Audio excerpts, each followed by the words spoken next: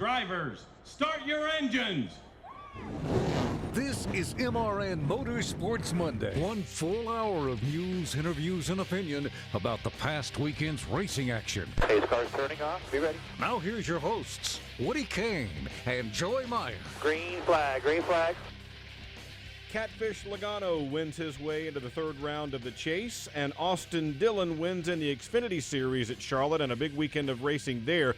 We'll discuss it all today. Danny Stockman, Austin Dillon's crew chief, will be along a little bit later on. Logano's spotter, Tab Boyd, a friend of the show, will be along later as well. We've got a lot to talk about today, and you won't believe what Dale Earnhardt Jr. had to say about the was there oil or was there not oil controversy after the race. Several guys said there was oil on the track. NASCAR said no, there wasn't. Now there may be a little bit of, well, there could have been. We're not too sure. But you won't believe what Dale Earnhardt Jr. had to say. We'll play that for you as well. I'm Woody Cain, joined by Joey Meier, Two-Spotter, at Two-Spotter on Twitter.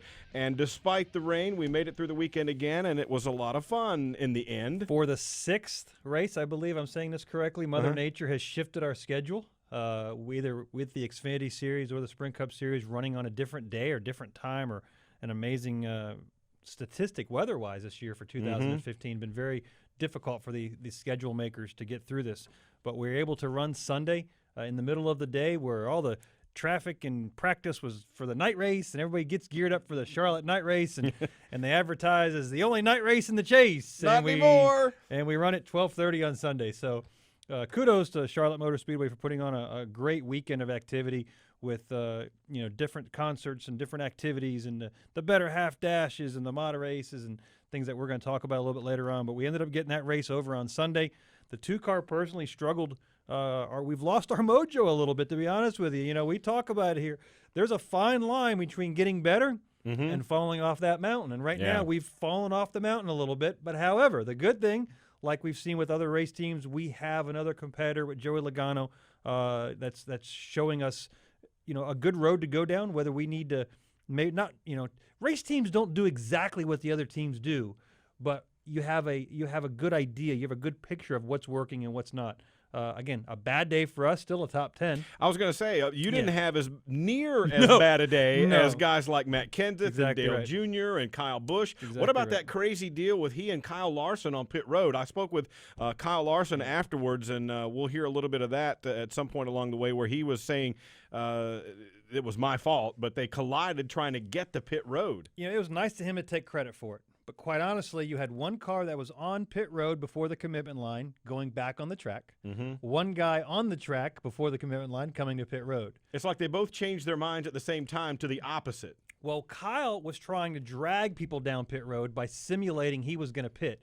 He didn't want to pit. He was trying to fool them. Correct. The 42 was on the track with the intent of not pitting, and he was going to wait to the last minute and stay out. Yeah. But then his crew chief called him down. Yeah. So to say it was actually just the 42's fault, I don't see it happening. He said that now. I agree. I completely agree. But I think he's shouldering a lot more of the blame than he really deserves. Yeah. Essentially, you have two cars occupying the same space at the right time. Which, if you were in physics class in high school, is an impossibility. That cannot happen. And we saw exactly the result of that with him spinning around and doing donuts right in front of everybody. We were actually pitting as well. We came down and took 4 tires, which was the common. If you came down and took tires, you took 4 for the majority. There were some guys that were trying to risk and take 2 here and there, but for the majority, guys were taking 4. But that happened right in front of us. So, our bad day wasn't nearly as bad as some of the other guys' bad days. But when you finish just inside the top 10 and your teammate wins, there's a little bit of a variance there for improvement, and we hope to pick it up back in Kansas this weekend. A little bit of a gap now between some of the guys who were on the outside looking in. Remember, after Talladega, only 8 will advance to the next round. Ryan Newman, 6 out. Kyle Busch, 10 out. Dale Earnhardt Jr., 19 out. And Matt Kenseth, 32 out of that final transfer spot. Matt's put himself in a position, unfortunately, that he has to win a race in the next 2 to advance. That's it. From a mathematical standpoint, I get that he can still run good, but he has to have so many more people run bad that the next 2 races are going to be paramount for him. Now, Dale Jr. can go and run good, top 2 or 3 at the next 2 races and still get in. But, again, he's going to require some of those guys 6th, 7th, and 8th to have bad races and finish back in the late teens and early 20s. Interesting talking to Dale Jr. after the race. He was like – you expected him to be kind of down in the dumps, and he was raring to go. He was like, I can't wait to go to Kansas and Talladega now because I don't have to be careful. I don't have to try and protect the car. If we don't make something happen, we're not going to the next round. So he's ready to go out and go balls to the wall the next 2 races. Sometimes by being careful causes more problems than it's worth. And right now with him and Matt, both of them are throwing haymakers and throwing Hail Marys, if you will, to try to get those points and valuable wins. All they got to do is win a race, and again, amnesia happens from Charlotte. Yeah. You move on to the last eliminator round before you get to Homestead. Sounds kind of simple. All you got to do is win a race. That's it. It's not really. No, it's not really because there's a whole group of drivers that aren't in the chase that feel that they can go to Kansas and Talladega and win this race as well. Jimmy Johnson won there earlier this year, and he's not in it anymore, or in the guys who are still surviving. Jimmy McMurray, a very good restrictor plate racer at Daytona, has won numerous races. It looks to be a strong foothold there at Talladega. So it's going to be a good race. I just got off the phone with Brad. They're out in Phoenix testing, and I said, let's go to Kansas and win. That's all I'm asking. Is that all? That's it. That's not a big ask, no, is it? because I don't want to stand on the roof as Tab Boy will test. He will have a much nicer time in Talladega weekend than I will if we haven't won Kansas. Let's hear from some of those guys now who had days that weren't so great yesterday. We spoke after the race with a number of guys, or during the race when they dropped out. Dale Earnhardt Jr., Matt Kenseth, and Kyle Larson did not have the best of days at Charlotte. The 51 blew a line off of power steering hose or something, and they put some speedy dry down in the middle of 1 and 2. You know, if they put speedy dry down where the oil is, we're all good. So I went into turn 1, a lot of us did, on that restart, and went around the speedy dry and right into oil. There's oil up on the top. They didn't clean up, so we smashed the fence hard.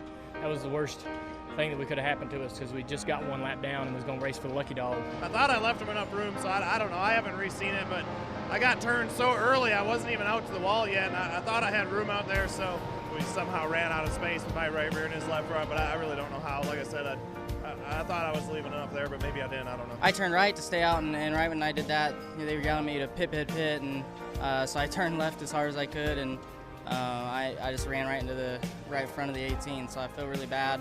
It's super embarrassing to wreck on pit road like that, so hate it for the 18 team. They were really strong all day, so I just feel really bad. I hope I didn't cause them to miss the next round. I know they still got a 20th, which is not good at all, but there's a lot of other chase guys that had issues too. So it's just one of those days, we're real fast out front. We're real tight in traffic. We got behind on that first pit deal, and then didn't catch the cautions right. It went green and overshot my pit and put us in the back. So it's just like one thing led to another. We should never have been back there to start with. So my mistakes, and they cost us today. So just move on from this and get ready for Kansas. There you go, underneath the music of "You Had a Bad Day." So those guys did. Matt Kenseth, Dale Earnhardt Jr., and Kyle Larson. And those guys actually can attribute all their mistakes to internally. Their team mistakes. Yeah. Now, Dale Jr. has another idea on what his mistakes were about. Yeah, there was oil on the track, according to several drivers. NASCAR said at the time, no, there wasn't, and we spoke to Dale Earnhardt Jr. after the race. We all hit the wall. I hit the wall, the 2 hit the wall, then we went another lap. I pitted, a bunch of other guys hit the wall. There's oil down there. It wasn't speedy dry. I mean, I've raced this for 20 years. I know what oil and speedy dry is. So we hit fluid, flew into the freaking wall hard. That's not speedy dry. There was oil up there. There's some shadows cast by them billboards and across the track, and that may have made it difficult for them to see some oil. The 51 blew a hose. All right, he didn't knock a hole in the bottom of the engine that will just leave a track of oil. He blew a hose or something that's going to spray oil and throw oil all about the racetrack and up the racetrack. So maybe there was a big old, maybe it was 2.5 car lengths wide, how much oil was on the track. You just don't know. You can put it where the car went, but you got to get out there maybe and feel around, get your hands on the track and see what's up. I don't know. I mean, I hit the wall. I know I hit oil. I hit it. I promise. I mean, I'll argue with them all day long because I know I'm right. There you go, Dale Earnhardt Jr. in the oil situation, and he said you guys found a little bit of it as well. Yeah, we all went down in turn 1 and 2 during one of the restarts and several laps and maneuvered all around the track. Didn't get into the wall exactly. We were close to. Brad was able to keep it off the wall and continue on. But we all were screaming on the roof, there's oil on the track. Yeah, absolutely, and a lot of the drivers felt the same way. All right, we got to take a break here on Motorsports Monday. On the other side of the break, Danny Stockman will join us. He is the crew chief for Austin Dillon in the Xfinity Series. They won on Friday night out at Charlotte Motor Speedway. A little bit later on, we'll have Tab Boyd, who's the spotter for Joey Logano, the winner on Sunday at Charlotte Motor Speedway. We've still got on track, off track. We're taking your Twitter questions as well at MRN Radio. Use that hashtag AskMRN. We'll get to all that next. This is MRN Motorsports Monday. Dale Jr. here. I wear Wrangler Advanced Comfort jeans for any occasion.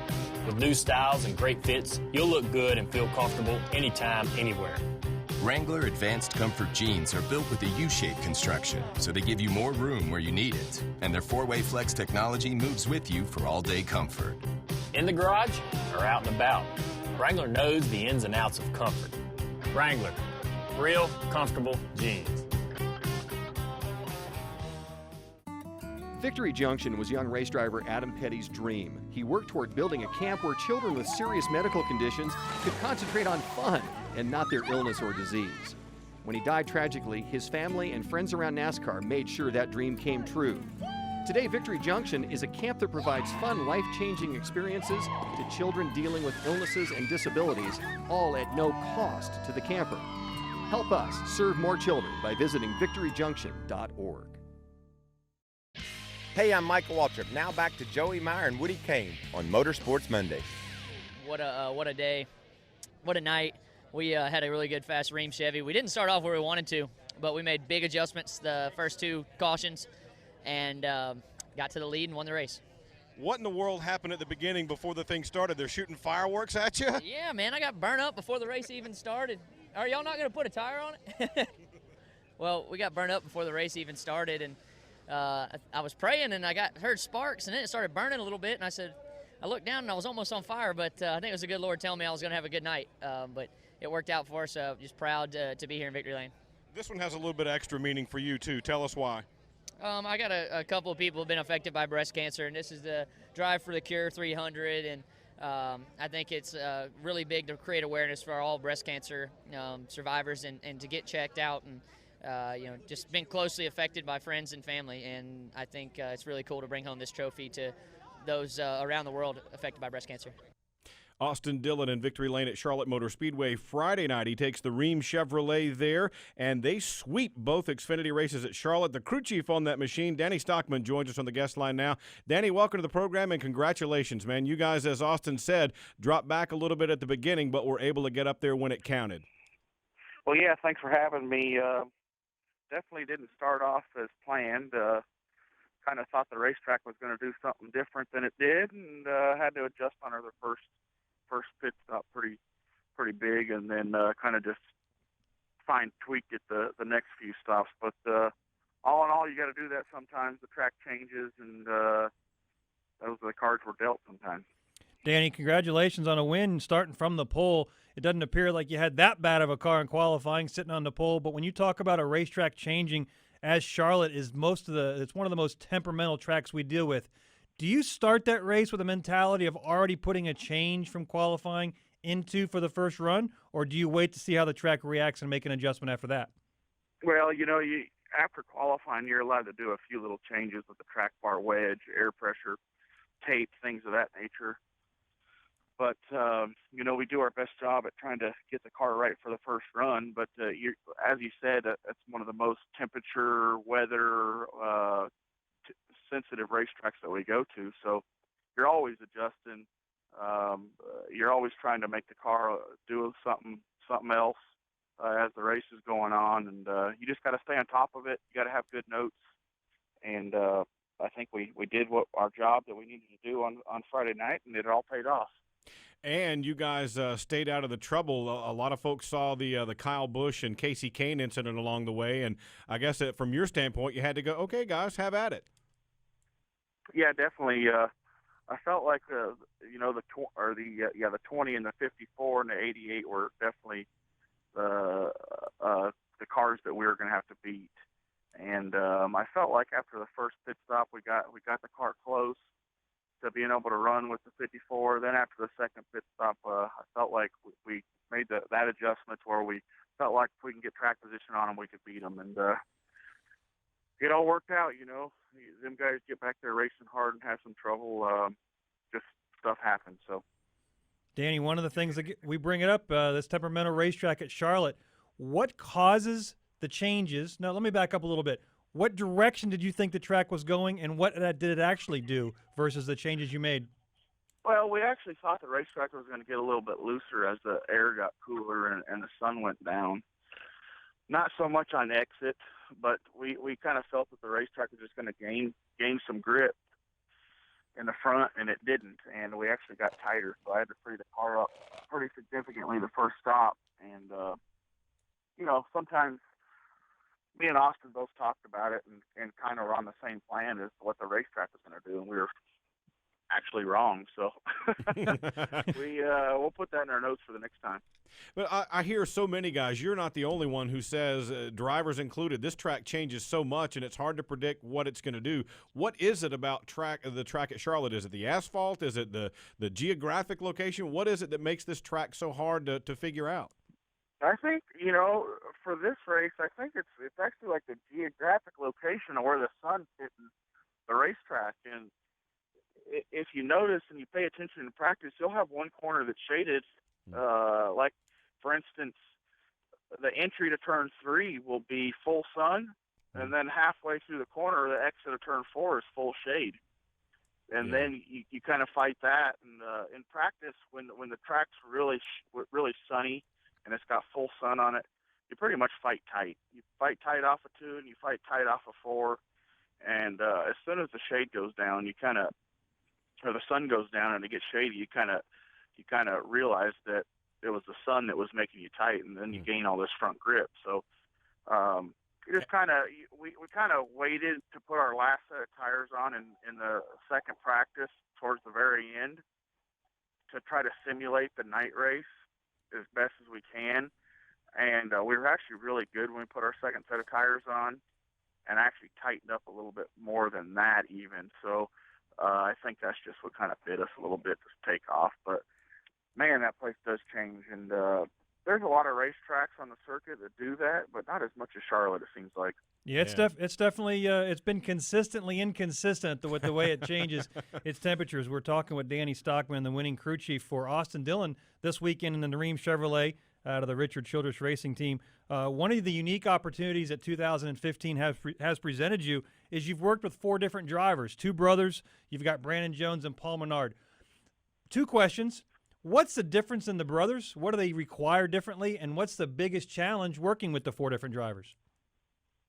Well, between the 2 brothers, I wish I could answer that question and be pretty confident in my answer. But as far as Ty, they switched crew chiefs around on us, and mainly because we weren't performing with Ty, and my team, we couldn't get the feel that Ty was looking for. So, not really sure how to answer that question. Okay. With working with Austin and Paul and Brandon, I feel like they tell me what the car needs and we fix it, and we've been pretty darn successful. I felt like Brandon Jones at Kentucky did a really good job.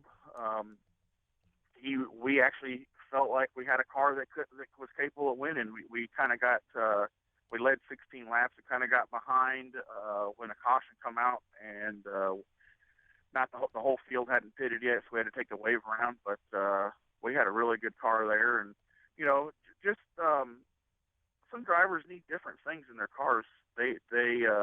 Some drivers, really worry about the car turning the center. Some drivers worry about making sure the car's not free in, and so forth. So you gotta make your driver happy, give them what they're looking for, and at the end of the day, if you do that, they're probably going to perform for you.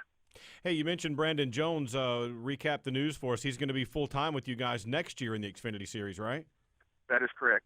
And a lot of folks think he's got a really bright future, but these days you hear a lot of different teams and owners even talking about, man, I want to give this young kid a shot. I think he's really got something, but it's tough to get a sponsor to go along with a guy who doesn't have a bunch of wins under his belt already, isn't it?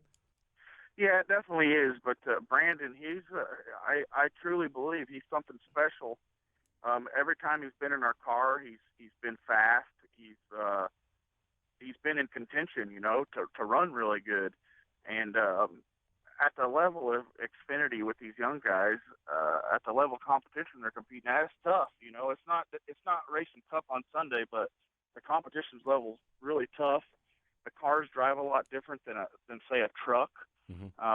And he's impressed me. He's impressed everybody on our team and in our organization, and we're just really happy to be able to have him come on board for next year. Danny, it's interesting to know that you and Ty were working together, and because the team didn't feel you were up to specs, they made a change. You were second in points.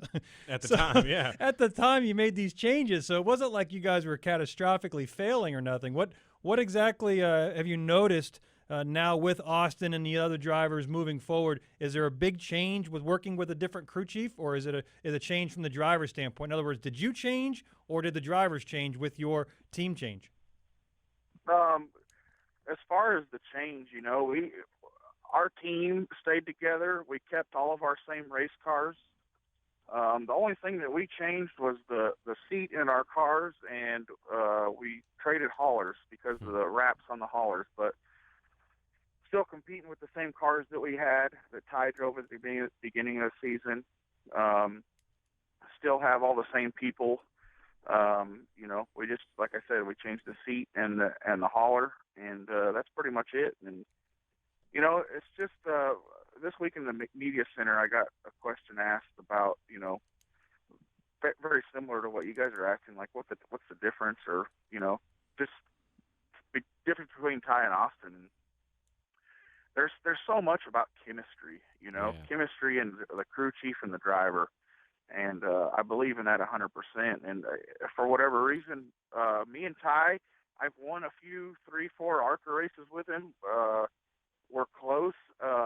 He's a good friend of mine. I spend a lot of time with him, but for whatever reason, we didn't mesh as a driver and crew chief. And sometimes that happens, and you see it all the time. And it's time to make a change. So I feel like Nick Harrison and their team's doing a really good job with Ty, and they've run decent here and there, and sometimes you got to make a change. And I'm really happy. My team's really happy where we're at right now. We've been pretty darn successful here lately, and we got 4 more races to go, and that means there's 4 more trophies to go get. So we're looking forward to that, and see what we got for next year. Yeah, I mean, I really do think chemistry is one of the most underrated things about racing. You hear about it in all the other sports, how important it is, but I think people just think it's, equipment that rules the day, and to a certain extent, it's very important. But chemistry is very underrated in racing. You mentioned 4 more races to go. I understand you and Austin are going to be together in the 33 for the rest of the year. What can we expect coming up at Kansas? How similar is that to Charlotte? Very much different, but feel like we have a really good notebook for Kansas. I believe we've sat on the pole there the last 3 years. We've raced really good. Last year we kind of got back on track position. Ty slid through the pit box, and it's a place that's kind of hard to get back to the front because everybody's pretty equal there. The place is really smooth. It's really fast, and for whatever reason, the cars are pretty close. The racing will be really close. So I feel really good about it. It's one of Austin's better tracks. We've run really good there, and there's no question about it. I don't think there's any reason why we can't get the trophy this weekend. Wrapping things up with Danny Stockman, the winning crew chief for Austin Dillon. You come up with one more race. You just mentioned it, Kansas. That's race number 30. We have 33 on the schedule. And then the Xfinity Series kind of takes an unusual 2-week break. Any special plans? Definitely got some. Going to have some plans. Me and my wife plan on doing something. We've been on a pretty long stretch throughout the summer, and it's long, and you don't get to do nothing. So, and if Mama's not happy, nobody's happy, right? Yeah, that's exactly right. That's the time when I get to do something for my wife and hopefully take her somewhere and spend a few extra days pampering on her for a little bit. Attaboy. That's how you make it happen right there. Well, Danny, man, congratulations on another strong performance for you guys. Look forward to catching you over the next 4 here and see if you can take some more trophies home. We appreciate your time. All right, guys. Special thanks to all the race fans out there that support us, and if it wasn't for them, we wouldn't get to do what we love. So thank you very much. And Amen. appreciate you guys having me on the show. Thanks, There you Danny. go. Good job. Congrats. That's Danny Stockman, the crew chief for Austin Dillon on the Reams Chevrolet, the number 33 Chevrolet in the Xfinity Series for Richard Childress Racing. We got to take a quick time out here. We'll come back and chat with Tab Boyd, who is the spotter for Joey Logano, the winning driver Sunday at Charlotte Motor Speedway. But on the way out, we wanted to remind you about the end of that Xfinity Series race. Eric Jones running in some cup races, running truck races for the points, but he's running a lot of Xfinity Series races as well. He finished second on Friday night, and here's what he had to say. A good night overall, really. You know, we ran up front all night, and a solid night for us, productive night. Made good changes, good pit stops, and just never quite had it. I guess for the lead, you could say, the 54 was strong all night, a little bit better than us, and then the 33 late was a little bit better than us. I don't know that he was that much better, but he got clean air there on that last restart, and I just couldn't do anything to get to the outside of him and try to make a run at it. So, not a bad night for us overall.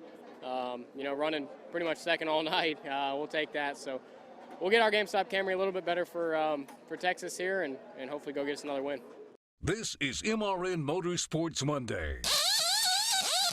The road to victory lane isn't just for drivers anymore. Introducing the official daily fantasy game of NASCAR at DraftKings.com, America's favorite daily fantasy sports site. Just pick a team of 5 drivers and stay under the salary cap. Outscore your opponents and win. Hurry to DraftKings.com now and use promo code COAST to play for free. You could win part of the $1 billion in prizes being awarded this year. Enter COAST to play for free now at DraftKings.com. That's DraftKings.com. There's a more economical way to travel, and that's with a Tom Johnson Camping World RV. Whether you're heading for excitement at the track or serenity in the mountains, get there for less and you can go more often. Find the RV that fits your lifestyle and your budget from anywhere in the country at TomJohnsonCamping.com. With available nationwide delivery and one of the largest inventories in the country. Check out our locations in the Blue Ridge Mountains, at the Charlotte Motor Speedway, or online at TomJohnsonCamping.com. Hi, I'm Regan Smith.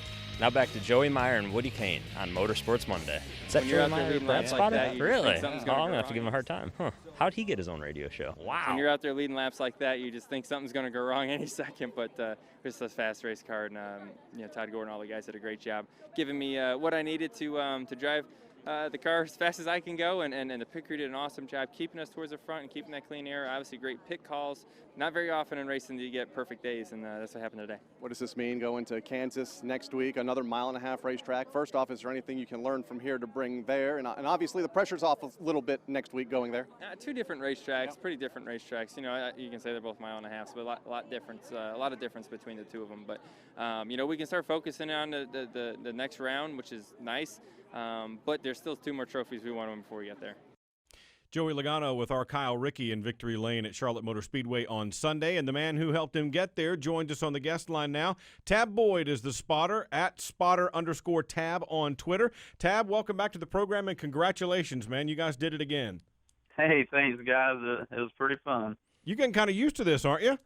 I don't know about getting used to it because you sure don't want to just be lax about it, but it's always fun whenever you can win one of these things. They're pretty hard to do. Yeah. You started race number 1 down in Daytona with a victory at one of the largest races we run, Daytona 500, and you followed up this weekend with win number 4 at Charlotte. I don't want to ask you and put you on the spot. What makes you happier, winning at Charlotte at your home track or winning at Daytona? Oh, man. There's so many tracks that gives you a lot of satisfaction. And like I said, it's so hard to win any of them.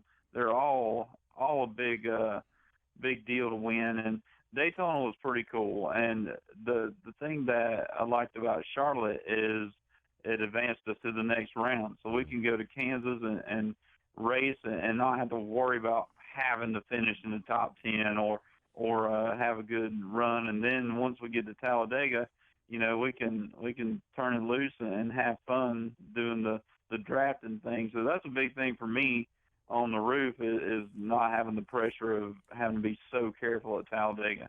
Yeah, a lot of people were talking that same way before we ever went to Charlotte, saying it's so important to get one of those first two so you don't have to get to Talladega needing a win to move on. And with so many guys having some bad luck yesterday, notably Matt Kenseth and Dale Earnhardt Jr., there are some guys who are really behind the eight ball, and Dale Jr. even said, now I don't have to worry about being careful anymore. I can just go out there and go for it instead of trying to protect that car. In this format, do you find yourself having to think, okay, we got to do this, we got to think about that, or as opposed to the, for lack of a better phrase, normal of go, go, go, go, go? Yeah, with this format, you believe it or not, there's some tracks you go to and you have to be conservative. You have to take it easy. You have to pick your battles. If you're racing with somebody on a restart or even 20 laps into a run, you have to basically just let them go or be careful in some situations. And yeah, it's different. Each race brings its own personality because everybody's in a different position. Some of the guys that ran in the top five or had a good solid finish can go to Kansas and not be forced to have a top five to be in a good position for Talladega. So, yeah, everybody, depending on their finishing position for the next couple races, determines how aggressive or careful they need to be. Tab, one of the things we just heard from Danny Stockman, who was the crew chief for Austin Dillon, they changed teams in the middle of the year while Ty Dillon was second in points. And for our listeners, that seems kind of confusing. Second in points is pretty successful. And we use the word chemistry and relationships like we just use them casually. What are some of the things that you and Joey do to build a better relationship and have better chemistry? And even Todd Gordon, for that matter. Yeah, a lot of it is just natural chemistry, just being able to have the same sense of humor or get that person's sense of humor when they're talking. But, it's not a big business meeting type setting where you learn all your things and your quirks and what they like. It's usually a casual deal. You might be sitting over dinner or on a rain delay in the lounge and just chatting about things and just general conversation. It's a good way to pick up what they want to look for, what they want to hear, and things of that nature. So the chemistry is so important. You could have the best race car on earth, the best driver on earth, the best team on earth, but if things aren't clicking, they're not clicking. You have to really have people that work together because it's truly a team sport. Chatting with Tab Boyd, who's the spotter on the Shell Pennzoil Ford for Joey Logano. They won their fourth race of the season, going to victory lane yesterday at Charlotte Motor Speedway. And Tab, one of the cool things I heard Joey say after the race yesterday that I wanted to ask you about is he was joking around, but he was somewhat serious. He goes, well, when I'm on the radio talking to Todd Gordon, the crew chief, I have a tendency to slow down, so I don't want to talk too much. Tell me about that. Yeah, every time he gives a rundown, it seems like the gap closes behind him. I'm like, okay, this guy was 10 back, now he's 4 back. Need to get on the gas here. So, yeah, I mean, a lot of that has to do with some traffic and things of that nature. But, it goes to show how hard these cars are to drive, and the guys that are going fast, how much on the wheel they are. And even 1 second of being distracted, even talking about the car, can slow you down a little bit. So, yeah, it can be true. Last week we were fortunate to have our defending spotting champion for Tim Fedewa. You guys are working your way towards directly in the next round already to get your elusive Cup championship, and I hope you can do it, except for the fact that if you do it, I don't, again. With that being said, the evolution of the spotter's really taken a turn in the last 4, 5, maybe 6 years. Used to be just generic information around the race car. What types of information do you like giving Joey, and what does he like hearing from you? Well, the cars have gotten so difficult to see out of with the big headrests and the full face helmets and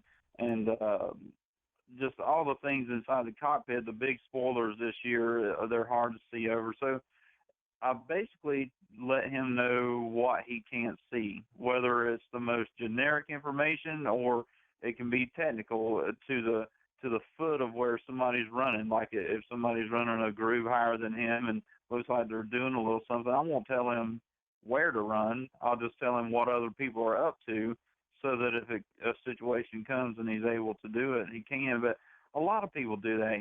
They listen in to try to catch hints on how other teams' cars are are running, and I'm sure they do that to us. And so you try not to give it away, so you just kind of describe what everybody else is doing, and he has a good way of figuring that out. Chatting with Tab Boyd, who's a spotter for Joey Logano. And, Joey, I want to turn you into a guest here for a minute and ask both you guys, with all the discussion recently about the restart zone, and now we've widened it or expanded or lengthened it or whatever you want to call it, and they painted the walls and painted the stripes on the track at Charlotte this past week. How have you guys dealt with this situation of it changing, and is it where we need to be, or is there some more we can do? Go ahead, Tab. I'll let you start first, Bob. Well, it's definitely a different ball game from when you're in the first 2 to 3 rows than when you're from 3 rows back.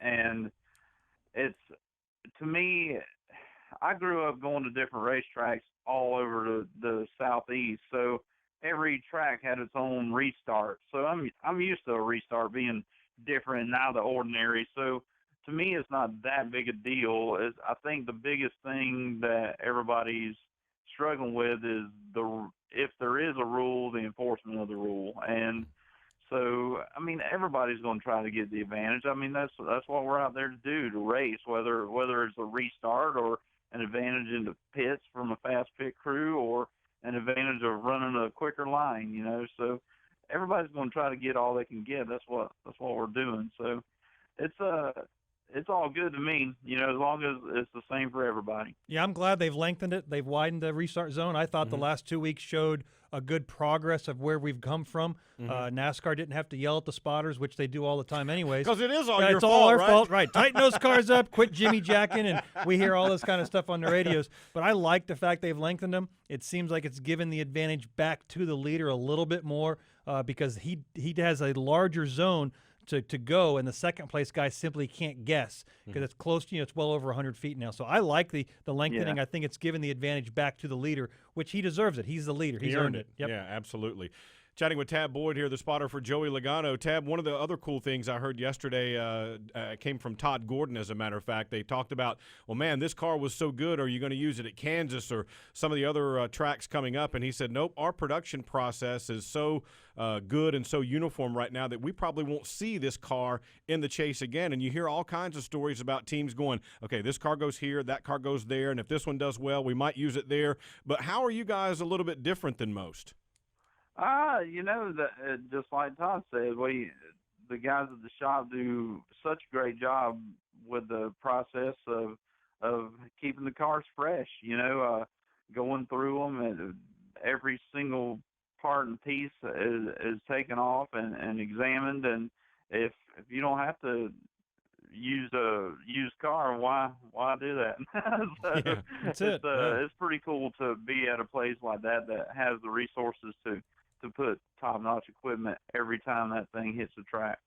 Now, Joey likes to tell me about his driving prowess, but I know for a fact, because I used to do the races when you and your dad ran out at Concord out there, and Mike Herman Jr., who's up on the roof with you guys, all you guys. But Joey likes to brag about how well he used to race. But I've seen you win before. I don't know about Joey. Who's going to win a race between the two of you? I don't know. If each of us have looked in the mirror lately, neither one of us are getting any younger. Exactly. So, I don't know. Matter of fact, you mentioned Mike Herman Jr. I'm over at his house right now, hanging out in this little short track Hall of Fame. So we're having a good time over here, just chatting about yesterday, and I don't know. It'd be fun to line them up if we could get back out there. It'd be cool to race Rockingham again. That's for sure. Oh boy, yeah. We're not as good as we once were, but we might be once as good as we were. However that saying You goes. might not be a danger to others. Yes. How about that? Yeah. There you go. Hey, if everybody out on the track sucks, then it'd be a good race.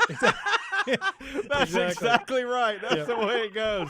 Oh, man, that's a good way to finish. Tab, listen, tell your dad hello. We miss seeing him as well, and we'll look forward to seeing you guys back in action at Kansas. Will do. I hope everybody listening in has a good day. You bet, man. Thanks Congrats. for coming on. Congrats, Tab. There you go. That's Tab Boyd, the spotter for the Shell Pennzoil Ford, and we might have to get some sponsorship and see if we can get you guys in a match race or something. It'd be a lot of better half dash Yeah, spotter yeah. race or The something. other half dash or something like that. We hear so much about chemistry, and it's always related to driver crew chief. But as anybody listens to, one of our producers on the show actually was fortunate or unfortunate to listen to our radio all weekend long. The relationship between the driver and spotter is as critical between driver and crew chief, because during the race, you're making split-second decisions. Okay, and there's several drivers and several spotters that are good at what they do, but they don't work well together. Yeah. And they move on, just like the crew chiefs move on. Like Danny Stockman was talking about. Exactly right. Yeah. They move on to other teams, and they click. Right now, Joey, Tab, and Todd are the trio that are clicking, having Joey and Todd and Tab's best season with 4 wins, more top 5s, more top 10s, sitting there right now currently leading this chase points lead into Kansas.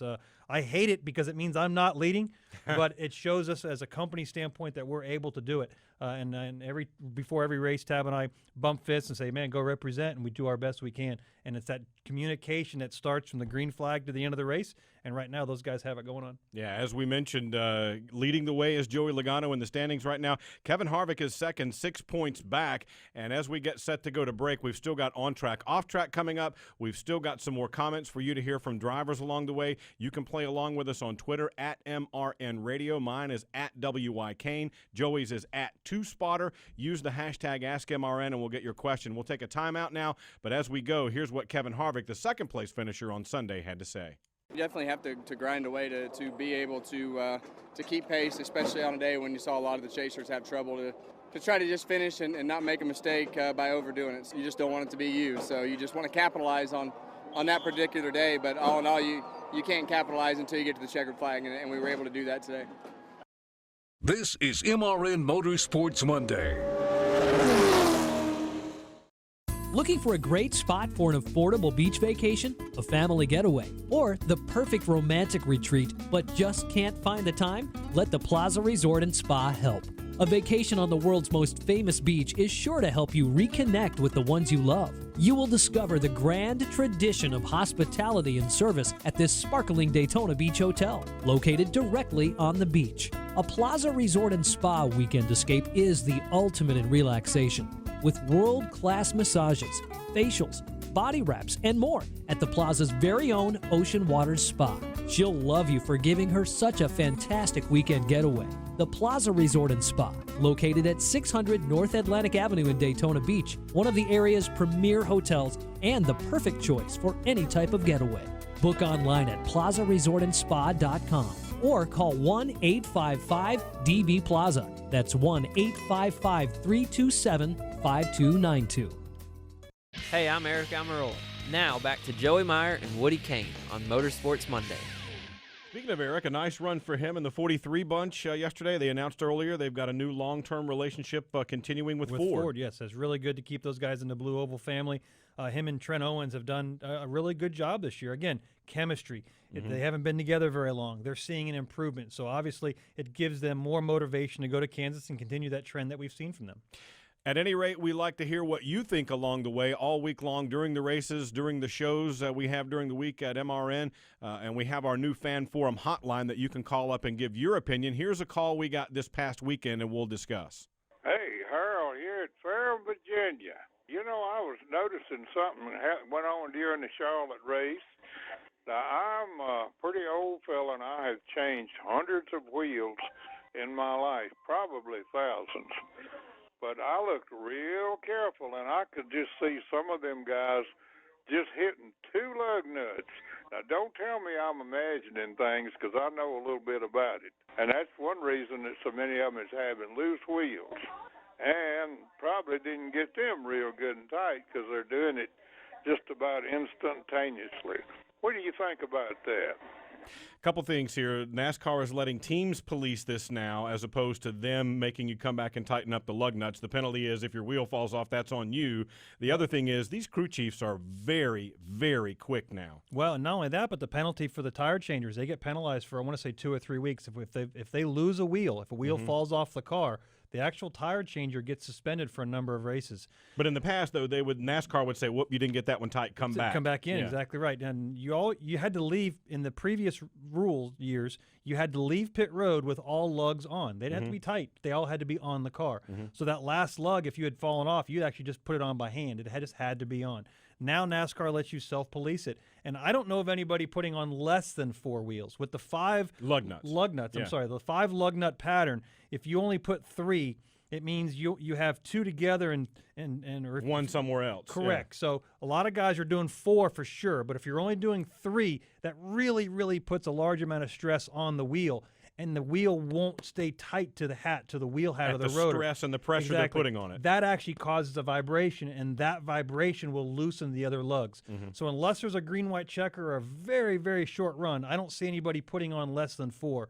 I would be very intrigued to see if there's people putting on less than 4, but I don't see it happening. Yeah, very, very challenging. There was a lot of speculation when they announced the rule that they weren't going to police this up front, so to speak, anymore. But, man, it's awful tempting. Yeah, without a doubt, guys are putting on 4, and they're able to pick up, a little bit of speed on pit road. Again, unfortunately, going back to that tab statement, if everybody's doing it, everybody's doing it. You're not gaining the advantage. You're actually doing it to keep up. You're keeping up. Yeah. Right. And at certain tracks, we have found that you can't put 4 because of what I mentioned earlier. That wheel comes off the hat and it vibrates and will actually loosen the other 4. So it's almost mandatory at certain tracks, like a Bristol, where the loads are so high that they're actually putting 5 on for the most part. All right. If you want to get involved with our Fan Forum hotline, let us know what you think. You can call 1-844-4ASK-MRN and leave your message. It might get used on the air. The Fan Forum hotline, 844-4ASK-MRN. For those of you who don't have the letters, 844-427-5676 to get on our Fan Forum. Let us know what you think. If you want us to ask a driver a question, if you have an opinion about the races, as Harold there did, fire away and let us hear what you think. Now, on Twitter, we've got a question as well, Joey. Lauren, at Lauren4Reed41 wants to know, why did NASCAR stop the field after the race on pit road? Saw some officials checking something, then letting the cars into the garage. What's the process after the race? What we're looking for initially is to, allow the cool-down period. All the drivers come down pit road. They're limited to 2 crew guys per car to help get the driver and everybody out of the car. So it's almost like an initial cooling off period. At certain tracks, they have specific inspections they're looking at, namely Talladega, Daytona, will be checking spoiler angles. That also gives the officials time to walk around the car to see if any body panels have been obviously manipulated during the race that wasn't caught during the race. Then after that, the 2 crew guys and the driver now out of the car are able to push it back into the garage and start going over a detailed. All the cars have a tapered spacer that's inspected by NASCAR for security, and then the randoms in the top 2 or 3 go through a more detailed inspection with NASCAR. But it all starts on pit road. It's now kind of a cooling off period because they didn't do that for a number of years. We started essentially this year where all the cars are parked on pit road. 2 crew guys help the driver get out, and that way we don't have the big ruckuses that we've seen in the past where everybody's around. Last year specifically at Charlotte was one. Yeah, I don't remember that. Yeah, I know you don't. That's the way it goes. So you can play along with us on Twitter at MRN Radio. Use the hashtag AskMRN if you have a question along the way that you'd like to get answered too. One thing I did want to mention, you talked about the officiating, and if it's not caught during the race. We saw a couple times yesterday where somebody was brought back down pit road for their quarter panels being out. One time, I forget which car it was, but one of the guys was, they said, well, you threw a knee into the quarter panel to try and make it move, and they came back down. Boy, some of that seems like it's very, very close to the line, but I guess if you're going to call it, you got to call it. Because these cars are so aerosensitive, anything on the right side from the door number back is extremely sensitive in a good way and a bad way. If you can get a little more side force by banging the knee on the rear quarter panel, guys, you're going to do it. If you can grab the side skirt and pull it out, guys, you're going to do it. And NASCAR is just trying to keep an even field, keep the manipulations down. And a couple of teams were doing it early in the race. I want to say one of the 23 or 26 car guys were told to bring the car back down, fix it, and move on. So that's how it worked. All right, let's get to our on-track, off-track segment. We do this every week where Joey and I talk about some things we think are going well and some things that maybe aren't going quite so well. For you, on track, what's going well? So a number of tests we've had this year with low downforce package and high downforce package. We've run a normal package for 2015 that we ran at Charlotte. If it wasn't a 334-lap test to prove that we need a better package for the low downforce, then I don't know what would be, because it was extremely hard to pass. Aero was big part of lap cars, and we saw cars couldn't. Just a very difficult time to pass. Joey Tabloid mentioned good strategy, and we heard Joey talk about it. Got them out front, and then they were able to maintain. And cars simply couldn't pass whether you're running for first, 21st, or 31st. Very difficult time. So, because the guy that has clean air on his nose has the advantage. Exactly right. Yeah. And then so what I'm saying is it was a great test to prove that we don't need this package anymore. It was fantastic. It was 300. So what? You want the high drag package? I don't remember. I'll tell you what. We'll take the high drag package if we can find somebody to talk good about it. Yeah. I haven't heard that yet. I haven't heard that yet. So we all know where we're going. We're going in a direction with low downforce. There's some tests later on this year even with some teams that are going to move on in that low drag package. I'm so looking forward to it. I haven't heard of anything negative about it. Goodyear has their work cut out for them with developing new tires, but it's going to be a good direction. Now, speaking of testing, there is one going on at Phoenix today, right? Is that a 2015 test or a 2016 test? No, it's a 2015, what they call now at this point in time with Phoenix being so close, they call it a tire confirmation test. And 5 teams essentially test today and tomorrow, and then it's open to every other team that didn't test Monday and Tuesday to bring one of their teams out for Wednesday. So it's a 3-day test, tire confirmation. They're not going to bring a new tire, but they're considering, they're just looking at the conditions to make sure the tire they're bringing is accurate. Is this really the one we want type of thing? Okay. Yep. All right, my on track for the weekend is bang for your buck. And if you look now, it used to be you'd go to the racetrack, watch some qualifying, watch a little practice, and then go home. But now all these tracks are trying to give you so many extra things you can do because it is a long day. For example, at Charlotte Motor Speedway this weekend on pole night, you had the Better Half Dash race. You had with the Legends cars and the drivers' wives and significant others out there. You had the modifieds, the Wheel and Southern Modified Tour was at Charlotte Motor Speedway as well on the quarter-mile track. You had the Walendas dangling off a helicopter flying around the track pre-race. You had Hunter Hayes, good for her. a pre-race concert. Coming up next week at Kansas, you've got a lot of cool stuff going on as well. I think Eric Pasley is going to be there as well. And then Talladega, the big one on the boulevard. My point is they're all trying to give you a little bit of something extra now to make that ticket even more valuable since you need to get there early to beat the traffic and you might want to wait a little bit after to let some of the traffic get out. All these extra things make for a bigger bang for the buck. Yeah, we're in the part of the generation where we have to be entertained. We're like an entire generation of ADD people. So we don't want to go to the track like we used to and sit in our car and walk in the gates, sit in our grandstands, just watch a race and go home. We now expect to be and look forward to being entertained throughout the day. And both tracks, ISC and SMI tracks, are doing much more for the fans. I'd like to see them expand it. Thursday, you and I talked before the show, would have been a good opportunity to allow a free day, to offer an opportunity to get people that normally couldn't afford or don't have an opportunity to get to the track. Thursday would have been a good free day. Still charge for Friday and Saturday because those are your actual races. But we had a good, the Better Half Dash, the modified race. That was their championship and pole series. Qualifying. And pole qualifying and Xfinity practice. You had a full day of that. Get them to the track. Get those people to the track. The Fanatics new souvenir stand. Their sales are up because people can walk around and touch things now. The little kids are going, Mommy and Daddy, I want this, and they have it in their hand, and they're buying it. Get the people there and get their hands on it. And by doing that, I believe we get more interest. I'd like to see them, but they're doing a lot now. The girl dangling from the helicopter, I don't understand. I'm not sure I do either, but it was pretty cool to see. It was something else. I'll be in the helicopter. I'm fine. I don't need to be dangling. Don't need to be dangling out of it. Okay, what about off track for you? Okay, so Charlotte Motor Speedway is normally a night race, and we thought we were going to actually see a better race on Sunday once the sun came out, and we didn't. And it all goes back to one simple thing. The tire simply isn't correct. The good thing about my off track is all I have to do is see my on track to see the resolution. Give us a low downforce package will create a better tire because Goodyear is going to make new tires. With a softer tire? With a softer tire. The tire didn't wear out that much. It didn't fall off that much. And that's why you saw a lot of guys at times stay out or take 2 tires. Exactly right. And the track didn't take rubber that much. It didn't widen out like we've seen Charlotte do. And that's simply because the tire has gotten a little bit harder over the time.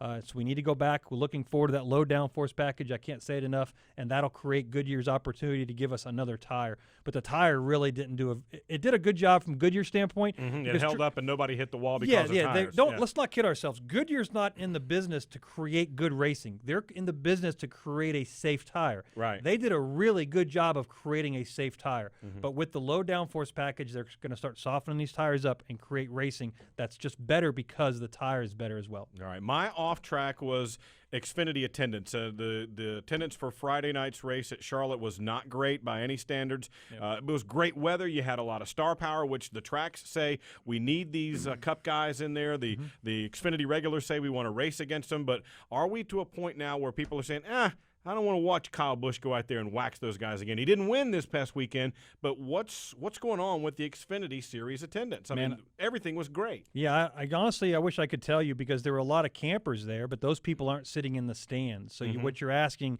is you're asking the locals to drive to the racetrack only for the Xfinity Series. I'm not in tune with how much the ticket prices are, but again, it goes along with getting people there on Thursday first, and hopefully that brings them back on Friday because they want to see more of what they saw on Thursday. Right. And right now, it's that one day. We're promoting the heck out of Saturdays and Sundays, essentially Xfinity on Saturday and Cup on Sunday. But I think we're not using our Fridays and our Thursdays well enough in advance to just get people to the racetrack.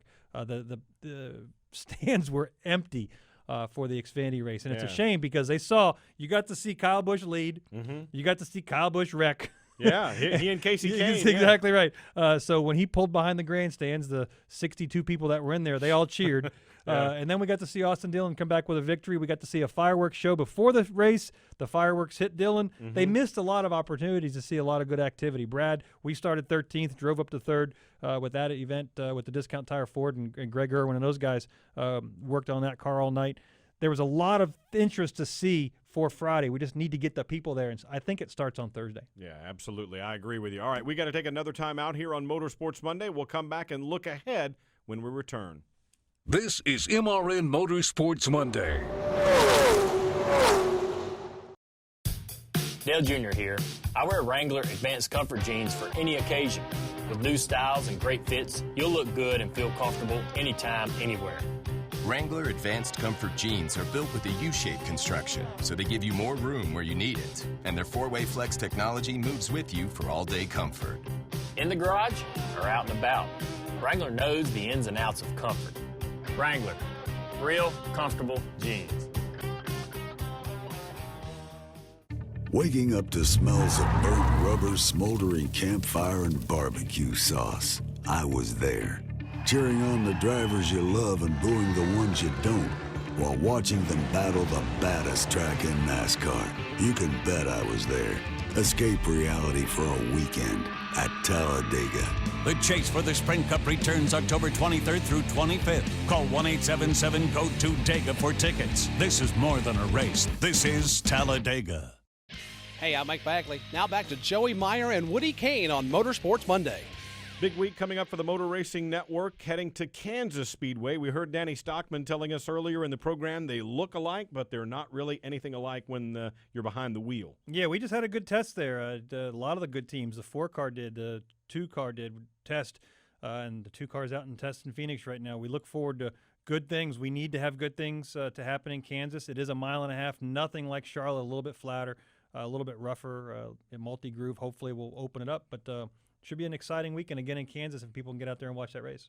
How much desperation do you think we're going to see at Kansas for guys who don't want to be in the boat of having to get a win at Talladega? Well, you're going to see desperation automatically from the Dale Juniors and the Matt Kenseths of the world. They have nothing to lose. So they're back in the back of the standings. They are back in the back. You have that group of guys, including us and Jeff Gordon, Carl Edwards, Kurt Busch, that don't have a very large cushion. They want to be cautiously aggressive. They don't want to have.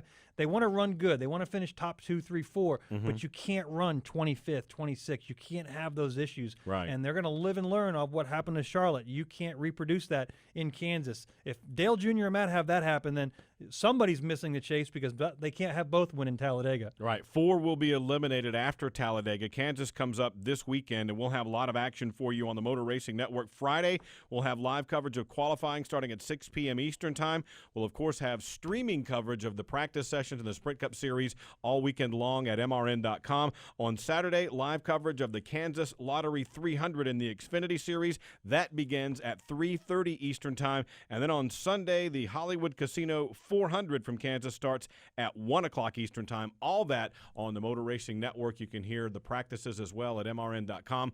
Big weekend of action. The Xfinity Series goes back. Chris Buescher inching toward that point where he said, okay, I'm ready to start talking points now, but he's not quite there yet. Not quite yet. Even in the Truck Series and the Xfinity Series, we're not looking for points, whether it's owners' points, drivers' points. There's still too much racing left with Kansas. Then the Xfinity guys are off for a couple weeks, but then the trucks pick up. They go to Talladega, Texas, Phoenix, Homestead. So after Talladega, we get all 3 series for the rest of the year. And then once we get to Phoenix, you can kind of start putting a bow on it and wrapping that up. What are you guys doing Xfinity-wise at Kansas? So Brad's going to be in the car at Texas and Phoenix. We have Joey or Ryan either at Kansas and Homestead, depending on the race. Yep. All right, there you go. It's all coming up this weekend on Motor Racing Network, MRN.com. You can check there as well. Play along with us on Twitter at MRN Radio. Use the hashtag AskMRN. And don't forget about the Fan Forum hotline along the way, 844-4Ask MRN. For Joey Meier, I'm Woody Cain saying thanks for joining us, everyone. We'll see you right back here again Monday on Motorsports Monday. You've been listening to MRN Motorsports Monday. Tune in again next Monday at noon for all the latest news, results, and interviews from NASCAR on MotorRacingNetwork.com. MRN Motorsports Monday is also available on demand at the MotorRacingNetwork.com Media Center or download it from iTunes or Stitcher. MRN Motorsports Monday is a production of the Motor Racing Network. All rights reserved.